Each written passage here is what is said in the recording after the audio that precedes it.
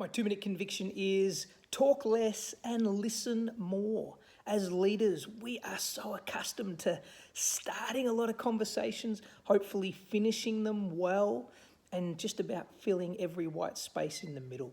It's like we have so many words that we've got to get out.